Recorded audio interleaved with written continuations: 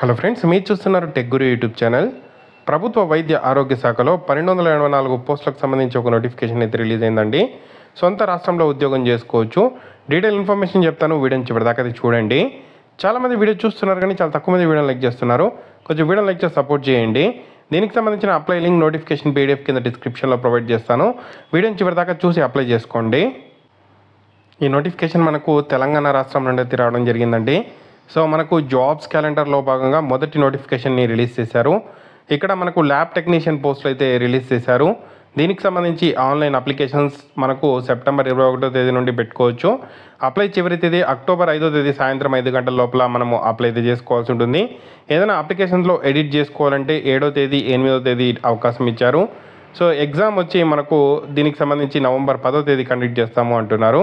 So దీనికి సంబంధించి vacancies చూసుకుంటే directorate of public health and family వెల్ఫేర్లో 1088, తెలంగాణ వైద్య విధాన పరిషత్లో 183, ఎంఎన్జే ఇన్స్టిట్యూట్లో 13, టోటల్గా 1284 ఖాళీలు ఉన్నాయి.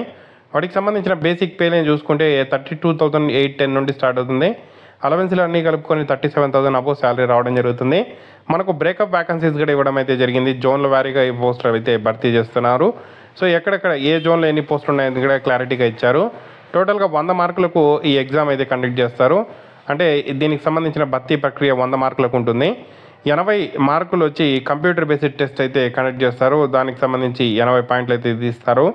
20 పాయింట్లు వచ్చి మీరు స్టేట్ గవర్నమెంట్లో హాస్పిటల్స్లో కానీ ఇన్స్టిట్యూట్స్లో కానీ ప్రోగ్రామ్స్లో కానీ ఏదైనా contract are out sourcing basis మీద వర్క్ చేసింటే దానికి సంబంధించి మీకు 20 మార్క్స్ ఇస్తారు. దాన్ని ఎలా ఇస్తారనేది కూడా క్లియర్గా మెన్షన్ చేశారు.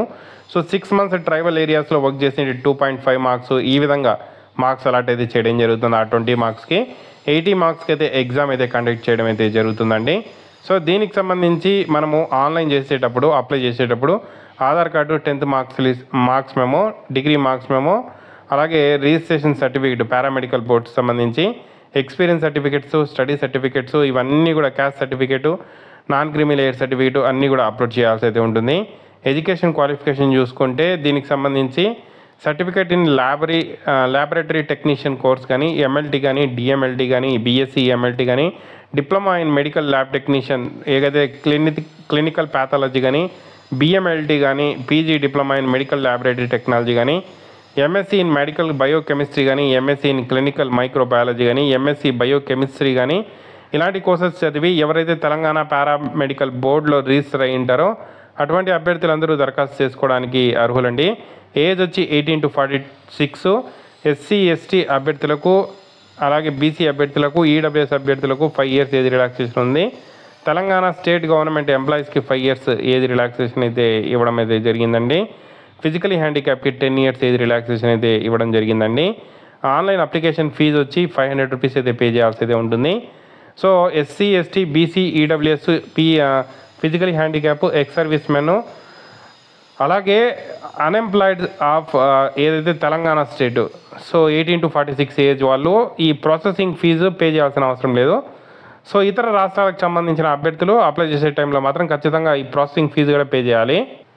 సో ప్రాసెసింగ్ ఫీజు వచ్చి ఇతర రాష్ట్రాలకు చెందిన వాళ్ళు ఖచ్చితంగా ప్రాసెసింగ్ ఫీజు పేమెంట్ చేసి అప్లై అయితే చేసుకోవాల్సి అయితే ఉంటుంది. తెలంగాణ కాకుండా ఆంధ్రప్రదేశ్ వాళ్ళు కూడా అప్లై చేసుకోవచ్చు. తమిళనాడు ఎవరైనా కూడా క్వాలిఫికేషన్ ఉంటే అప్లై అయితే చేసుకోవచ్చు.